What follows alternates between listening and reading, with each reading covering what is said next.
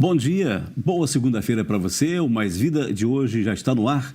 Nós vamos trazer hoje um tema que é muito polêmico, está em evidência, já abordamos aqui no programa, mas vale a pena nós trazermos novamente para discussão esse tema que é a redução da maioridade penal.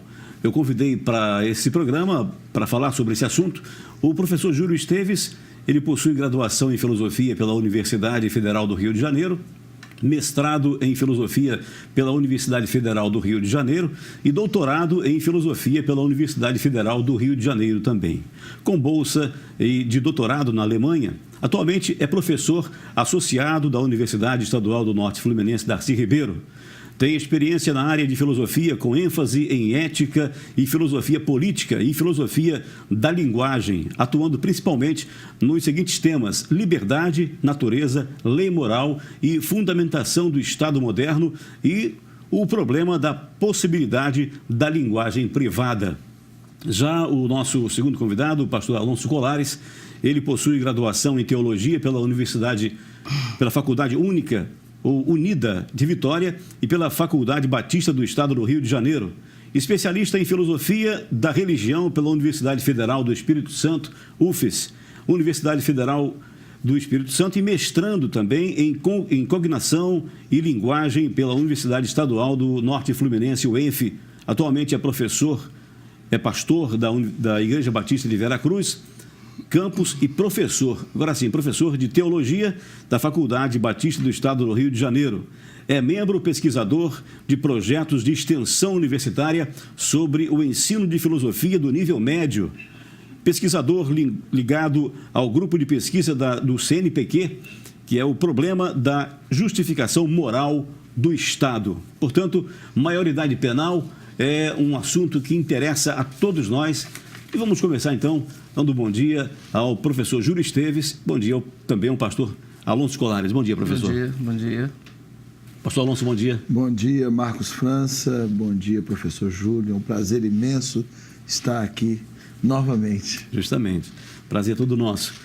Professor, como filósofo moral, qual a sua posição sobre a redução da maioridade penal, tendo em vista que é um tema polêmico, é um assunto polêmico? Muitos são a favor, muitos são contra. E qual a posição do senhor nessa questão? É um tema que está na ordem do dia, não é? Sobretudo agora, com esses acontecimentos no Rio de Janeiro, esses ataques, né? Esses assassinatos, a facada. Por um lado, né, isso coloca o problema de uma maneira muito urgente e, por outro lado, também dificulta a discussão justamente pelas paixões que estão muito afloradas. O problema da maioridade penal, quando se diz não se deve reduzir a maioridade penal porque não vai resolver o problema, né? A própria presidente Dilma se manifestou a esse respeito. E a pergunta que eu faço é a seguinte: qual o problema que não será resolvido? Se trata do problema da criminalidade, com certeza não é? Porque a grande criminalidade do Brasil não é toda proveniente de menores, né? O problema é outro. Se nós devemos deixar impunes, tratar como se fossem crianças, não é? Adolescentes que sabem exatamente o que estão fazendo. Esse que é o problema. Seria preciso ver como é que você supõe que hoje em dia, com tanta informação, um jovem de 16 anos não sabe o que está fazendo. Ele não sabe que uma faca fere, não sabe que um revólver fere, não sabe que isso é proibido. Alguns dizem que eles não têm noção das consequências. Eles têm sim. A consequência que eles têm noção é que eles vão ficar impunes, que a lei, inclusive, os vai proteger. Não é? Então, isso... Aí, quando você argumenta nesse sentido, diz, mas o que você está sugerindo, então? Que se joguem esses jovens, não é, nas penitenciárias, onde eles vão fazer curso de pós-graduação, não é, dadas as condições das nossas penitenciárias, vão fazer um curso de pós-graduação em criminalidade, isso não ajuda nada. Sim, isso é verdade, mas se isso é uma razão para não jogar os jovens, é razão para não jogar também os maiores de 18 anos. Se o sistema prisional está falido e não recupera, então não joga ninguém, porque não só o jovem, ou se supõe que os acima de 18 anos são irrecuperáveis mesmo, podem ser jogados lá. Tá certo? Sim, professor, quando falamos da redução da maioridade penal para jovens de 16 anos, nós precisamos também lembrar que tem jovens de 10, tem crianças de 10, 12, 13, 14 anos envolvidas no crime também. Então, se reduz para 16 anos, como é que ficam os outros de 14, 13, 12, 10 que estão já com arma em punho, assaltando e matando. Existe uma solução para esse problema? Pois é, isso é outra coisa, né? Tem uma questão de ordenamento jurídico. Por exemplo, ontem mesmo no Fantástico se falou de novo num caso que aconteceu na Inglaterra, dois gêmeos de 10 anos sequestraram, não é? E uma criança de 2 anos, tiraram do shopping, coisa premeditada, inclusive foi filmada. Tiraram a criança de 2 anos, levaram para a linha do trem, amarraram, porque eles queriam ouvir o barulho, não é? dos ossos quebrando quando o trem passasse. Essas crianças de 10 anos foram responsabilizadas, foram punidas como se fosse.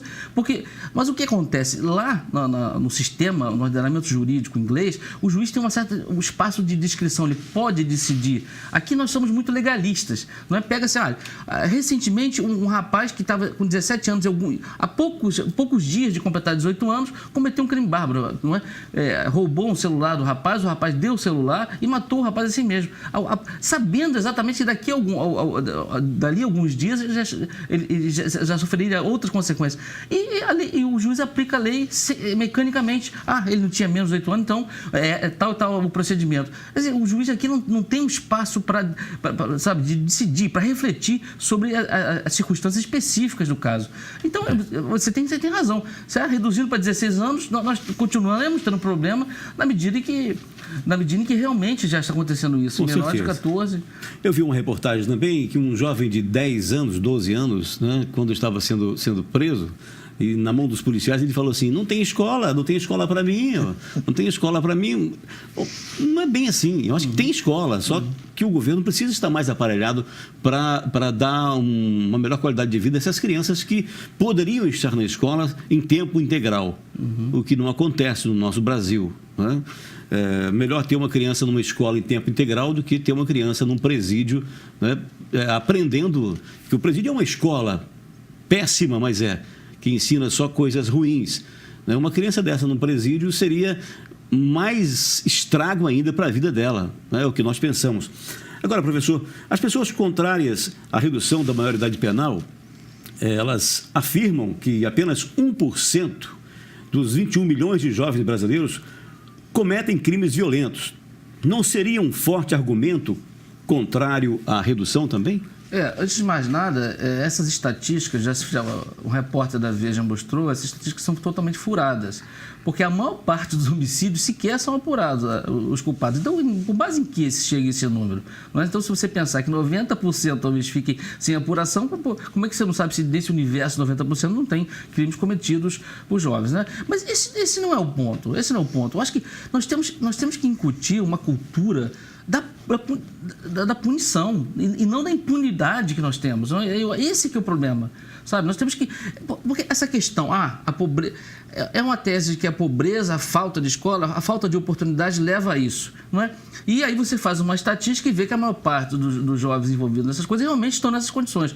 Fugindo, não frequenta a escola, tem, sobretudo, famílias... Não é? Famílias destruídas, famílias desestruturadas. Esse é um ponto, não é, que precisa ser focado, famílias desestruturadas.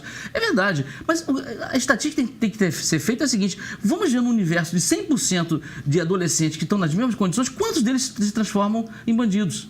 Então, porque a tese de que a pobreza ou a falta de oportunidade leva necessariamente, deterministicamente a isso, é que precisa ser comprovado, é assim.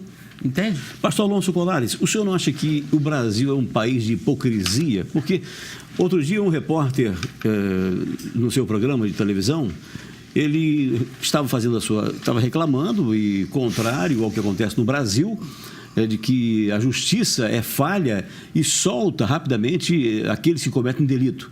E aí ele disse, naquele momento, eu quero saber se um menor tirar a vida de um filho ou de uma filha de um juiz, o que é que ele vai fazer com esse menor? Se ele vai prendê-lo ou se ele vai dizer que ele é contra a redução da maioridade penal? Porque uma coisa é você ver na imprensa os acontecimentos, outra coisa é você ser vítima daquele problema. Então essa foi a pergunta dele. Se um juiz ou se alguém da justiça ou alguém dos direitos humanos sofresse na carne, né, esse problema, qual seria a posição deles? Como é que o senhor vê essa questão? Eu vejo como uma questão de que a responsabilidade moral das pessoas tem sido, não tem sido muito buscadas, e o que levando a um contexto de hipocrisia, como você mesmo falou. Eu estou ouvindo aqui o professor Júlio e concordo plenamente com ele. E gostaria de contribuir mais dizendo o seguinte: olha, dizem que o jovem precisa estudar, dizem que o jovem precisa estar tendo lazer, mas se esquece de uma coisa fundamental para uma cultura, para que haja uma cultura de paz: a educação da moralidade, daquilo que é bom, daquilo que é certo, daquilo que é justo. Não basta só achar que educadores estão na escola, não, educadores estão em casa, é pai e mãe. O problema é que transferiram o problema para a escola porque pai e mãe estão se eximindo da responsabilidade de educar. A Bíblia diz: a estultícia está ligada ao coração da criança, mas a vara da disciplina a afastará dela. A disciplina está faltando. Justamente. Esta que é a grande questão. O jovem precisa estudar? Claro que sim. O jovem precisa ter lazer? Claro que sim. Mas o jovem precisa ter disciplina também. Precisa ter uma educação moral também. Porque é aí que está o cerne da cultura de paz. Essas pessoas não falam sobre isso. Não falam que elas precisam ser educadas e com uma educação moral de responsabilidade, de disciplina. Ora, justamente, a Bíblia diz, Deus falando ao profeta Miqueias: tu te declaraste, ó homem, o que é bom e o que o Senhor espera de ti, senão que ames a integridade, andes na benevolência e andes em santidade para com o teu Deus. Ora, como pode ser diferente? É justamente por não haver uma educação moral, né? Só se preocupar com o ensino das escolas, com a informação que a escola passa, só se preocupar com o lazer do jovem, mas não se preocupar com a disciplina. Verdade. É por isso que nós vivemos essa cultura de hipocrisia. Professor Júlio, parece que o Brasil tem a 4ª maior população carcerária do mundo. Reduzir a maioridade penal não teria um problema carcerário maior do que já temos no Brasil? Teríamos, né? Nós temos que parar de produzir bandidos, né? Mas em todas as esferas, né? E sustentá-los, né? São tantos os problemas que estão imbricados nessa questão, não é? Tantos problemas. E como é que você para de produzir bandido? Olha, não é que eu não acho que o povo brasileiro tem um problema moral diferente de outros povos, não. O problema é o seguinte: tem que se colocar no horizonte das pessoas que a prática do crime tem consequências. Isso é que não existe no Brasil. Por isso que se produz bandido em todas as esferas. Porque o que você tem no horizonte é impunidade, é o jeitinho. É isso que tem que acabar.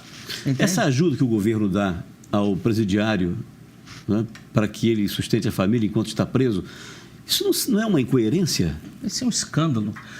Sim, nós temos um sistema carcerário falido. Agora, se você falar que isso tem que ser privatizado, embora esteja havendo agora uma experiência em Belo Horizonte de uma parceria público-privada exatamente com relação a isso, em que os presos vão trabalhar para o seu sustento, porque isso que não dá para entender. Todo mundo trabalha para o seu sustento, você é preso, você é sustentado, ainda recebe uma bolsa. Isso não é uma maneira de premiar o bandido? Até porque o governo agora mexeu aí na aposentadoria, nos direitos do trabalhador, mas não mexeu nos direitos do presidiário, né?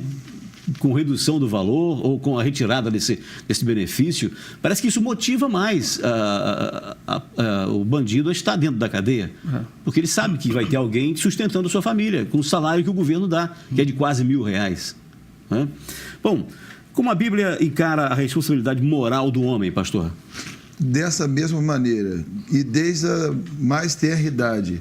Se você for observar nas histórias da Bíblia, nas lições da Bíblia, Samuel foi chamado para ser profeta na sua mais tenra idade. Ele sabia discernir o que era bom, o que era mal, tanto sabia que, se você observar bem no livro de 1 Samuel, no capítulo 3, por exemplo, no seu chamado, ele vai proferir julgamentos sobre a casa sacerdotal, porque ele sabia o que era certo e o que era errado. Davi foi ungido como rei de Israel antes da sua maioridade penal. Então, você pode perceber que a criança, ela desde cedo, ela já sabe discernir o que é certo e o que é errado. Isso no seu próprio contexto. Olha, você observa, você tem filhos, teve filhos. Sim. Você observa bem, quando havia um silêncio na sua casa, você percebia que os seus filhos poderiam estar fazendo alguma coisa de errado estava acontecendo. Alguma coisa de errado. Olha, eles sabiam já discernir, ainda na sua mais tenra idade, discernir o que era certo e o que era errado. Justamente. Sabiam, a responsabilidade moral, eles já sabiam. E como eu citei há pouco do texto de Miqueias, tu te declaraste, Deus declarou ao homem o que é bom e o que ele espera. O que ele espera do homem? Senão que ele ande em integridade. Com base nessa palavra do Senhor, os pais, nos tempos passados, somente com o olhar, eles repreendiam os filhos. Pois é. Não? Os filhos tinham medo. Quando o pai olhava com um olhar diferente, é porque o pai sabia que alguma coisa de errado estava acontecendo e o filho sabia que tinha errado. Quem é o verdadeiro educador? Pai e mãe. Justamente. Então, nós vamos para um breve intervalo e voltamos com esse assunto que é a maioridade penal aqui no Mais Vida. Eu volto já. Estamos apresentando Mais Vida.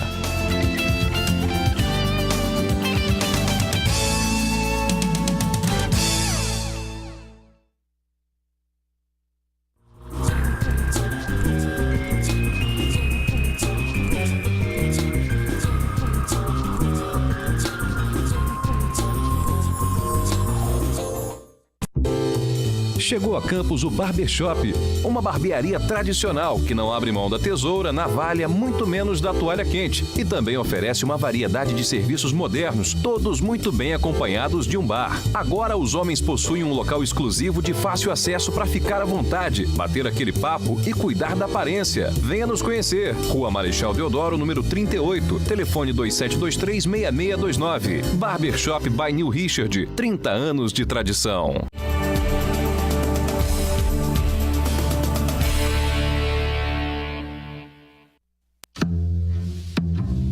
Alfajor Copenhagen, a companhia perfeita para um delicioso café. Juntamos o doce com o quentinho. Juntamos o aroma único com um sabor marcante. Juntamos café com alfajor para juntar você com a melhor parte do seu dia. Café com alfajor, o nosso jeito de convidar você para voltar sempre. Conheça mais um lançamento irresistível Copenhagen.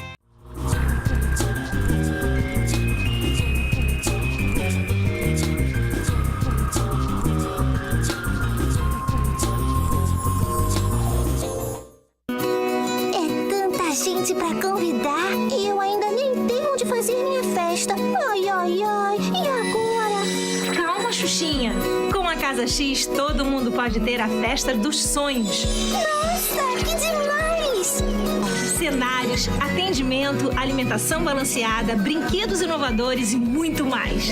Tem até a minha nave. Maneiro! Já sei onde vai ser minha festa também. A Casa X é o sonho de baixinhos e baixinhas. Realize você também o seu sonho. Casa X. Você sonha. A gente faz a festa.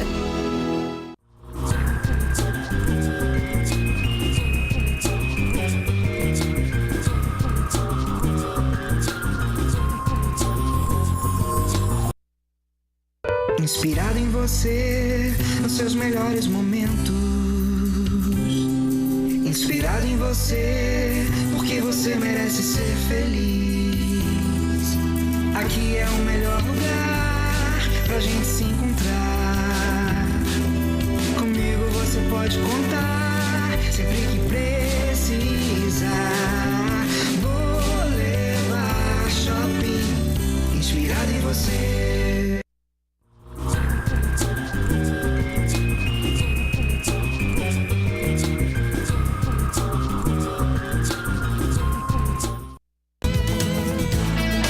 Voltamos a apresentar Mais Vida.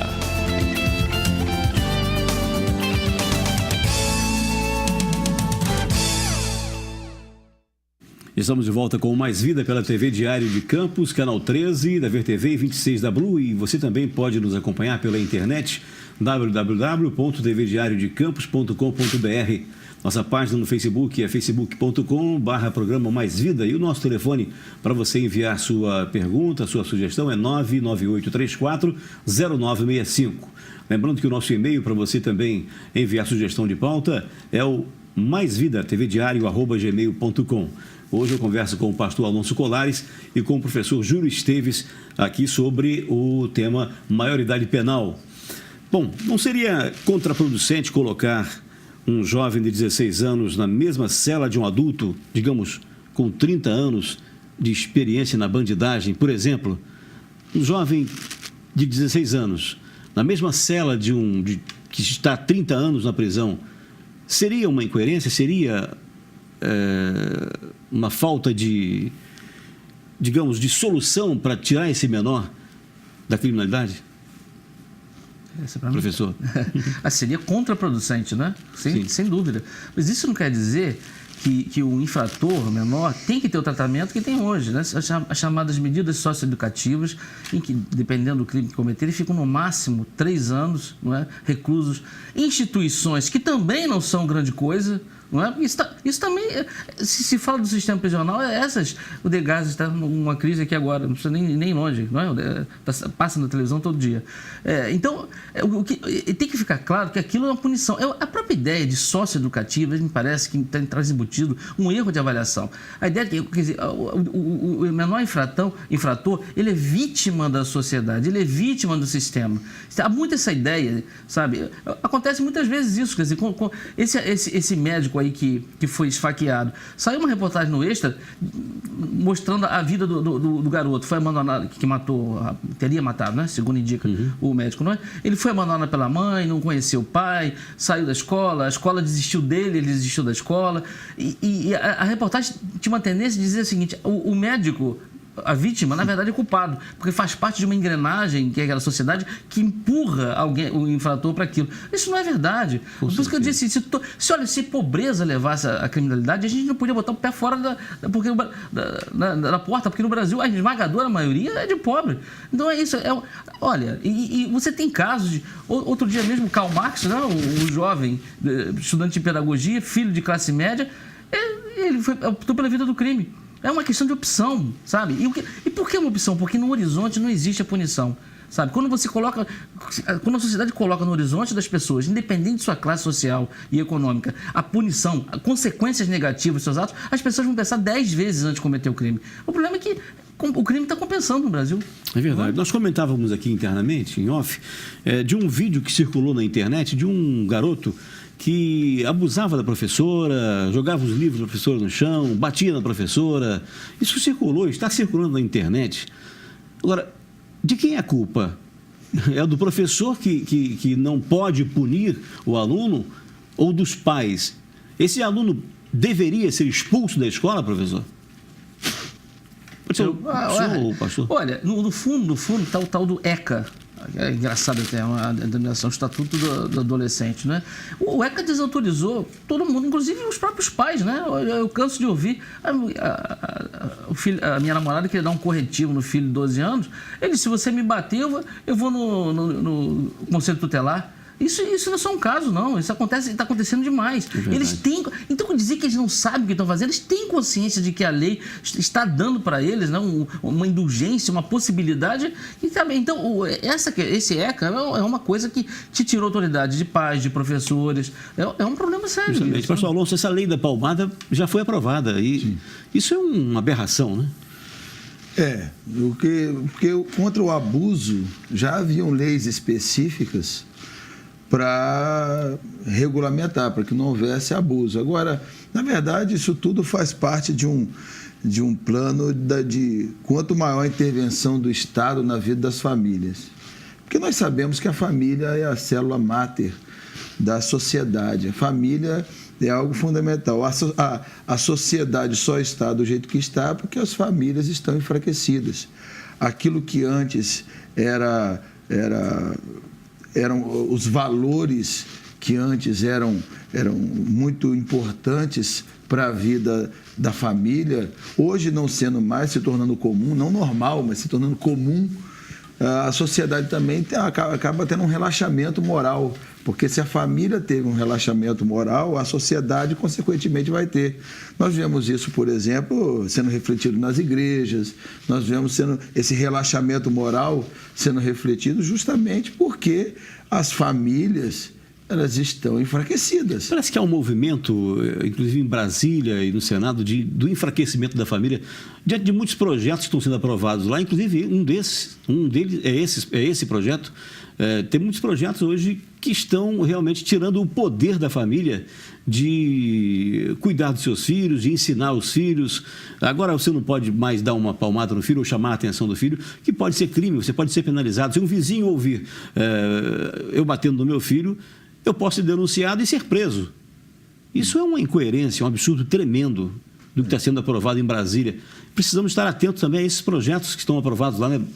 Precisamos estar atentos a esses projetos, mas precisamos também estar atentos aos nossos filhos e à nossa casa.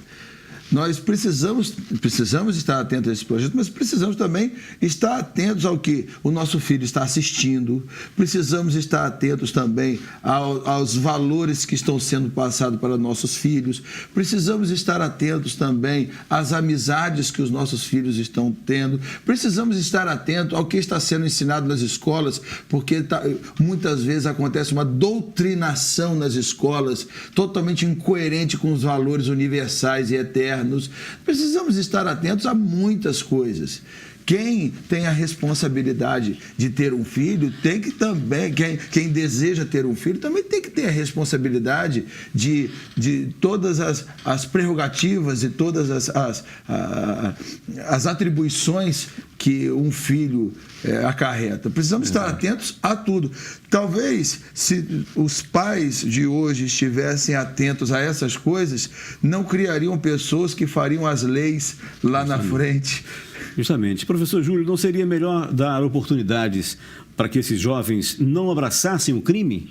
A falta de oportunidade e a violência cometida pelos jovens não estaria correlacionadas? Olha, podem estar correlacionadas, mas não são determinantes. Mas quantas pessoas não têm os mesmos pontos de partida, ou seja, condições de vida semelhantes a desses jovens infratores e que fazem um outro percurso na vida? São inúmeros os casos. Eu mesmo venho de uma situação bem pobre, sabe? E muitos dos meus colegas com quem eu jogava bola no terreno baldio foram para o crime. Eu não fui para a universidade. E não foi fácil. Evidentemente não é fácil. Porque as coisas no Brasil são difíceis. Mas isso não pode ser colocado como uma desculpa para fazer isso. Entende? Verdade. Ok. Eu quero agora direcionar uma pergunta ao pastor.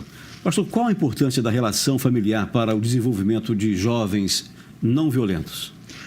Como nós já falamos aqui anteriormente, já pincelamos anteriormente, né?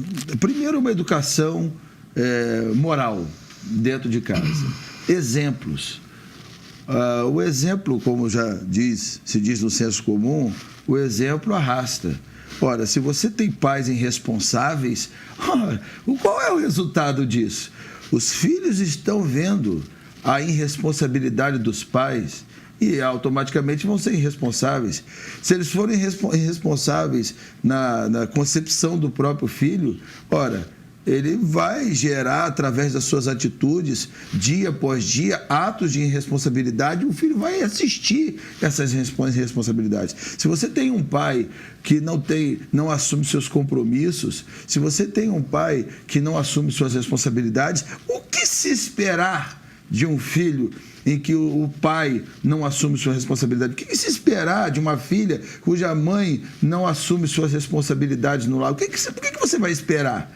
Ora, essa cultura de irresponsabilidade que nós vivemos hoje é fruto da irresponsabilidade de casa. Sim, tem os pais que sabem corrigir os filhos, cuidam bem dos filhos, dão um bom ensino aos filhos, né? Dão bons exemplos aos filhos, mas tem também os pais que fazem todas as vontades dos filhos. Aí está também um ato de irresponsabilidade, fazer tudo o que o filho quer? Evidente. Isso é evidente que sim. Eu agradeço porque meus pais me disseram muitos nãos. Eu agradeço por isso, porque se eles aprovassem tudo aquilo que eu achava que era bom e certo, né, ainda que tendo consciência do que era certo e do que é errado, mas aquele certo da hora, aquele brinquedo, aquela coisa, aquela tendência a fazer minhas vontades sempre, se eu achasse que aquilo era importante e meus pais dessem aquilo, eles estariam criando um monstro. E são monstros que temos na sociedade hoje. Ou porque não foram educados corretamente, ou porque foram largados para lá, foram deixados no mundo. Ora, o problema está na família. Uma família mal orientada vão gerar monstros como esse. Aí a sociedade vai ter que pagar apenas. São vítimas? Não são vítimas. São pessoas que foram mal criadas. Professor Júlio, eu estou aqui pensando, relembrando aqui alguns comentários de alguns pais em conversa, né, de que acham bonitinho os filhos de 2 aninhos já estarem manuseando um aparelho celular, um tablet, acha bonito. A criancinha de 1 ano e meio já está buscando ali vídeos para elas assistirem, né? Essa é uma questão perigosa, né, professor? Pode ser, não é? Pode ser. Uma criança de 1 ano e meio, 2 anos, não sabe o que está vendo. Tem que haver essa supervisão, não é? Isso aí é claro, tem que haver supervisão. Eu acho que nós chegamos aqui a um ponto que essa questão da família, isso aí realmente é central, não é? É a célula máter. E aí a gente vê, é curioso, se você chega, por exemplo, na universidade onde eu trabalho ou nas universidades onde eu estudei e você fala desses valores, família, sabe, o certo e errado, tradição, você é considerado como careta, como conservador. Isso é desqualificado, sabe? E eu acho que, infelizmente, e aí eu vou fazer uma autocrítica, os professores, sobretudo das chamadas ciências humanas, prestam um desserviço terrível à sociedade brasileira, sabe? Eles não percebem que ali é a fonte do problema. Uma família estruturada produz jovens estruturados, sabe, que sabem se conduzir no mundo, apesar de todos os problemas econômicos, né? Eu, graças a Deus, apesar de ter nascido pobre, tive uma família estruturada. Você enfrenta melhor. Então, eu acho muito ruim como eu chamei, nas universidades também a classe artística, que é muito influente, sabe, que joga contra, sabe? Você fala da família, você é um careta, você é um conservador, e isso é muito sério.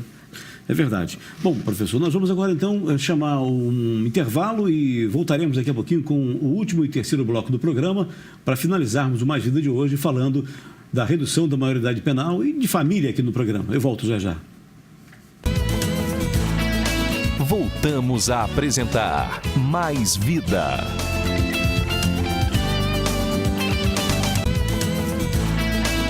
Estamos apresentando Mais Vida.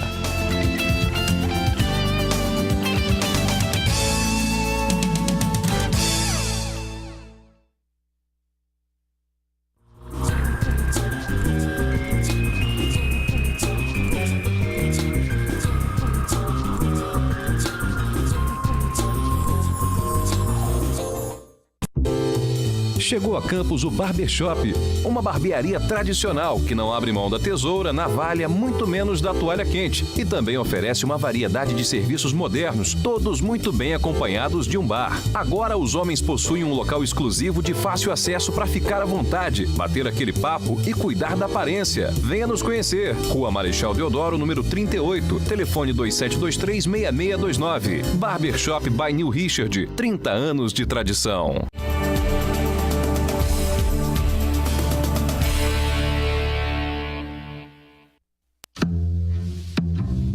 Alfajor Copenhagen, a companhia perfeita para um delicioso café. Juntamos o doce com o quentinho. Juntamos o aroma único com um sabor marcante. Juntamos café com alfajor para juntar você com a melhor parte do seu dia.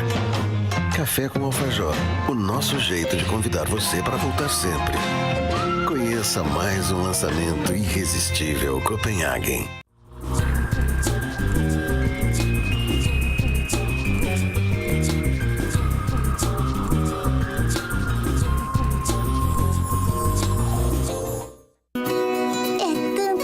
Pra convidar e eu ainda nem tenho onde fazer minha festa. Ai, ai, ai. E agora? Calma, Xuxinha. Com a Casa X, todo mundo pode ter a festa dos sonhos. Nossa, que demais! Cenários, atendimento, alimentação balanceada, brinquedos inovadores e muito mais. Tem até a minha nave. Maneiro! Já sei onde vai ser minha festa também. A Casa X é o sonho de baixinhos e baixinhas. Realize você também o seu sonho. Casa X, você sonha. A gente faz a festa.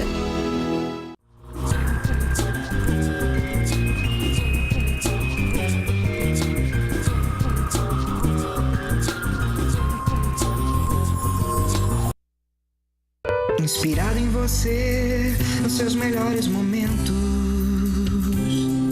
Inspirado em você, porque você merece ser feliz. Aqui é o melhor lugar pra gente se encontrar. Comigo você pode contar, sempre que precisar. Boulevard Shopping, inspirado em você.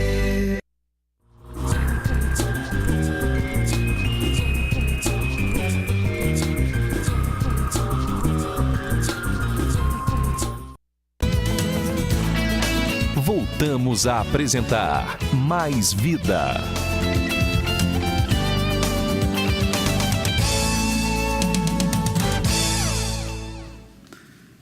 Estamos de volta abordando hoje o seguinte tema: redução da maioridade penal, com a presença do pastor Alonso Colares e do professor Júlio Esteves. Professor Júlio Esteves, como filósofo moral, estudioso em teoria de desenvolvimento da mente, o senhor acha que um jovem de 16 anos pode responder criminalmente pelos seus atos? Ele não estaria demasiado jovem para isso? Essa é a pergunta, professor. Olha, obrigado aí pelo estudioso de teoria de desenvolvimento da mente, mas não chego lá não chega tanto assim não. Mas eu vou responder da seguinte maneira, não sou eu que estou dizendo, a sociedade, a legislação brasileira. O jovem de 16 anos no Brasil pode votar para presidente. Mas, então, se ele tem essa capacidade, se supõe que ele tem essa capacidade, um jovem de 16 anos pode casar, se for emancipado, pode ter um negócio, não sabe que matar, não sabe discernir entre o certo e o errado, que matar é mal. Como é isso? Há uma incoerência tão grande na nossa legislação que não precisa nem de maiores comentários. Mas se pode votar para presidente, é uma das coisas mais importantes pela qual nós lutamos.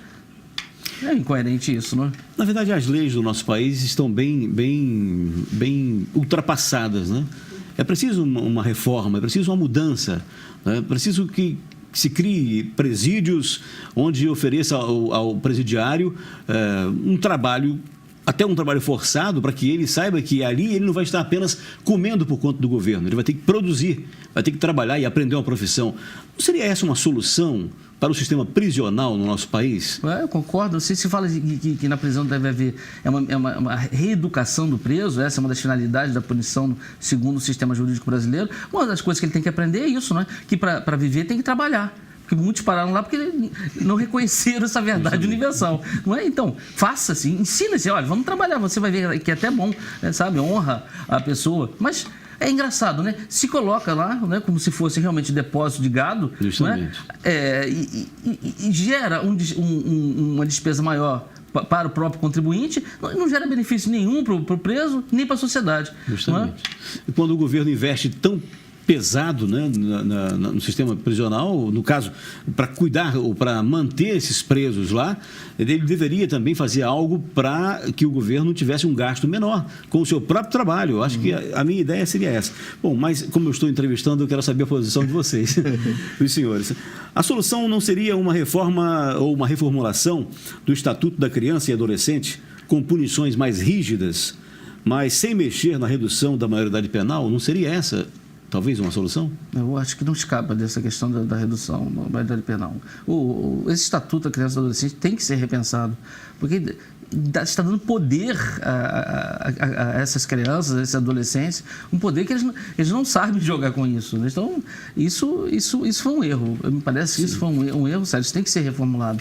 Agora, como é que se começa isso? Vindo da sociedade. A sociedade civil brasileira, ela precisa ser protagonista.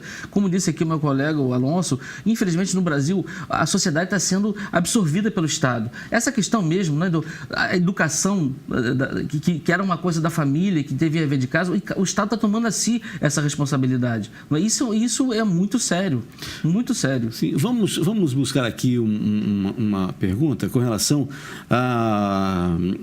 aos direitos humanos.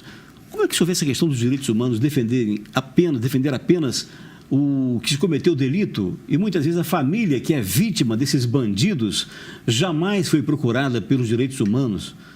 Como é que o senhor vê essa questão? Aonde os direitos humanos querem chegar? É boa pergunta, né? O senhor e o pastor Alonso podem responder essa questão? Por favor, pastor.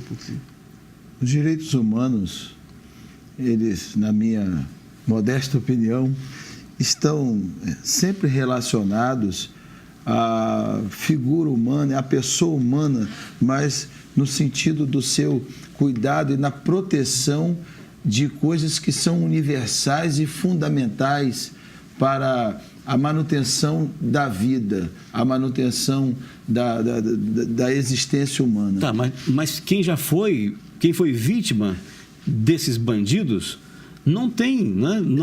Os direitos humanos não têm preocupação com essas famílias. Exatamente. Né? E é por esta razão que deveria ser muito repensado até que ponto os chamados direitos humanos estão estão tendo as atribuições ou fazendo aquilo com o qual ele foi proposto para fazer, né? Eu acredito muito numa sociedade em que o respeito, a moralidade, eu acredito muito numa sociedade assim. Se uma sociedade vivesse assim,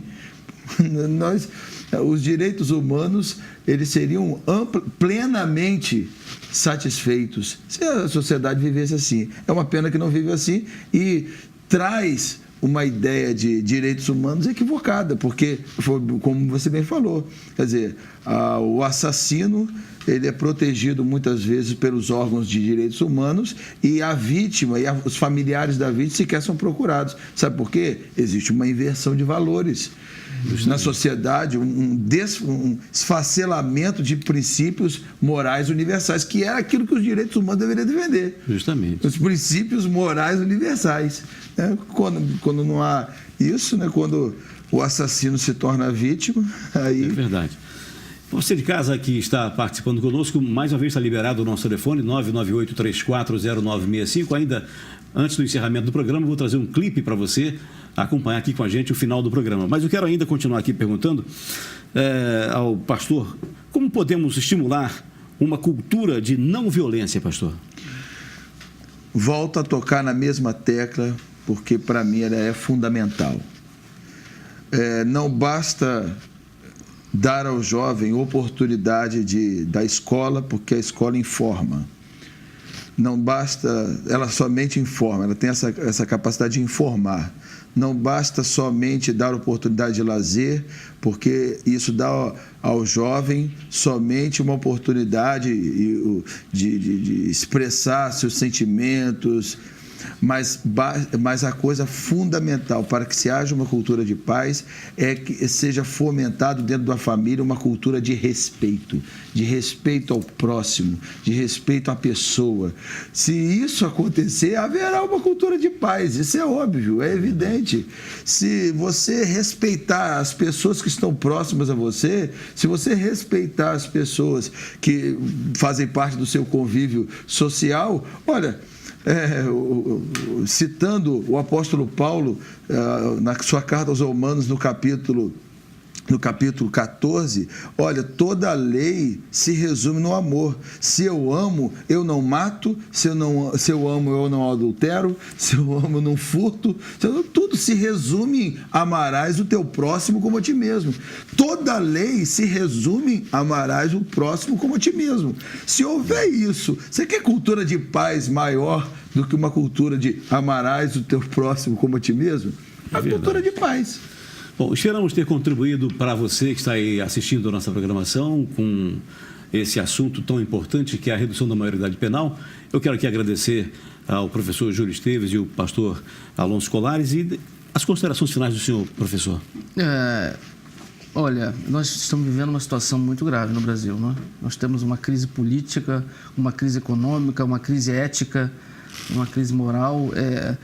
E essa questão que está levando essa discussão da redução da maioridade penal está dentro desse contexto da violência. No Brasil, um dos países mais violentos do mundo.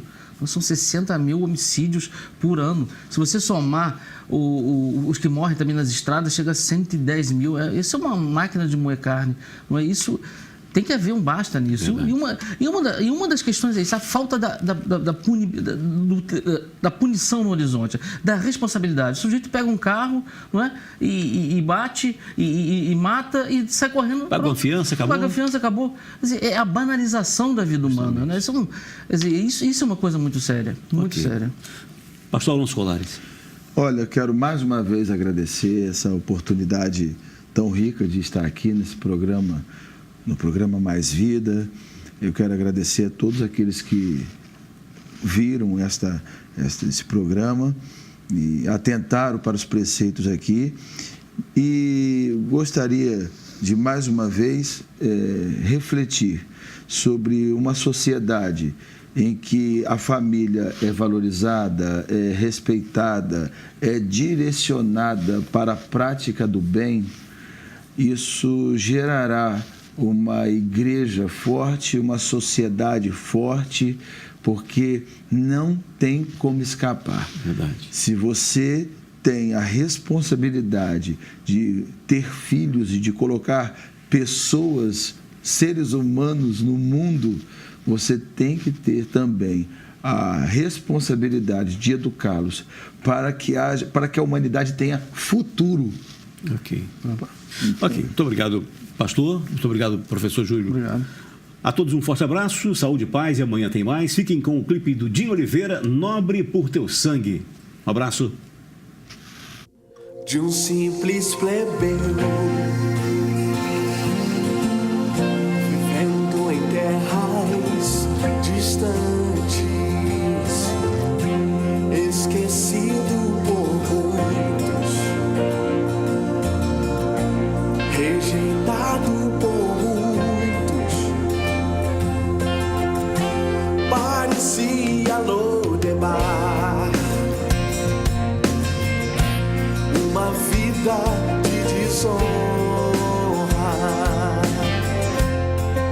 distante do rei, sim, era eu, mas a majestade santa decidiu ao meu favor.